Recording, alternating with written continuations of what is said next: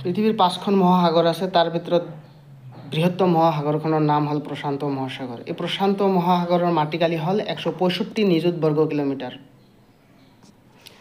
আৰু পৃথিৱীৰ মুঠ মাটিকালি হ'ল 510 নিযুত বৰ্গ কিলোমিটাৰ। অৰ্থাৎ প্ৰশান্ত মহাসাগৰৰ মাটিকালি পৃথিৱীৰ মুঠ মাটিকালিৰ 1/3 প্ৰায়। আৰু প্ৰশান্ত মহাসাগৰৰ গড় গভীৰতা হ'ল 5000 মিটাৰ বা 5 কিলোমিটাৰ। প্ৰশান্ত মহাসাগৰ আটলান্টিক মহাসাগৰৰ দুগুণতকৈও কিছু বেছি। আৰু প্ৰশান্ত মহাসাগৰত সৰু বৰ সামুদ্ৰিক 20,000টামান দ্বীপ আছে।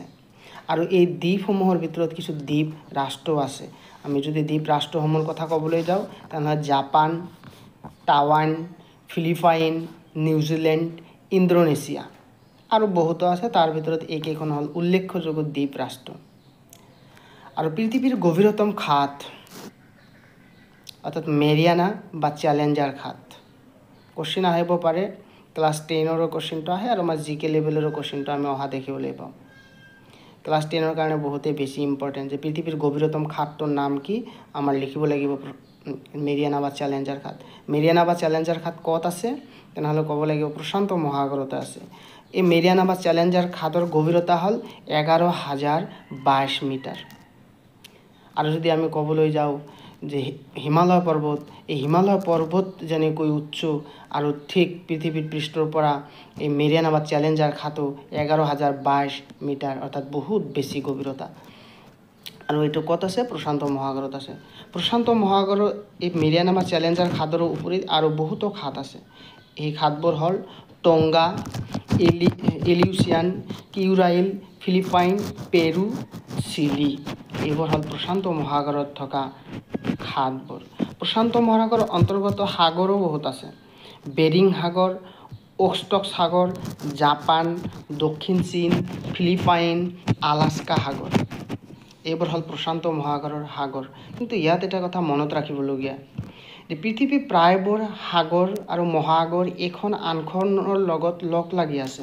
অৰ্থাৎ প্ৰাকৃতিকভাৱে এই সীমাবোৰ ভাগ কৰা হৈছে, কোনো বান্ধ দি ভাগ কৰা হোৱা নাই। কিন্তু পৃথিৱীৰ 3খন সাগৰ এখন সাগৰ আনখনৰ লগত লগ লগা নাই। সেই সাগৰ 3খন হ'ল কাস্পিয়ান, মৰু আৰু আৰল সাগৰ।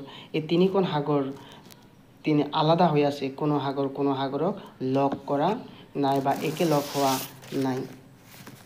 প্ৰশান্ত মহাসাগৰৰ উত্তৰ গোলাৰ্ধ আৰু দক্ষিণ গোলাৰ্ধ দুয়োটাতে বিস্তৃত হৈ আছে। অৰ্থাৎ পৃথিৱীৰ দুয়োখন গোলাৰ্ধতে এই প্ৰশান্ত মহাসাগৰ ৰৈ আছে। আমি ইয়াত শেষত জানিব লাগিব যে প্ৰশান্ত মহাসাগৰৰ 4 সীমা। যে প্ৰশান্ত মহাসাগৰৰ উত্তৰে কি আছে, উত্তৰে আছে আমেৰিকা যুক্তৰাষ্ট্ৰৰ আলাস্কা, চাইবেৰিয়াৰ পূব অংশ আৰু উত্তৰ মহাসাগৰ। দক্ষিণে আছে অষ্ট্ৰেলিয়া, নিউজিলেণ্ড আৰু দক্ষিণ মহাসাগৰ। প্ৰশান্ত মহাসাগৰৰ পূবে আছে উত্তৰ আৰু দক্ষিণ আমেৰিকা মহাদেশৰ পশ্চিম উপকূল অঞ্চল।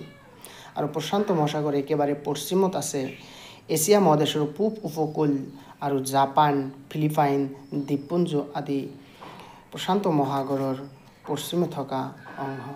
এইখিনিয়ে প্ৰশান্ত মহাসাগৰৰ বিষয়ে বহুতে বেছি ইম্পৰ্টেণ্ট হয় ক্লাছ 10ৰ কাৰণে। আৰু আমি নেক্সটত বাকী মহাসাগৰসমূহৰ বিষয়ে আলোচনা কৰিম। Thank U.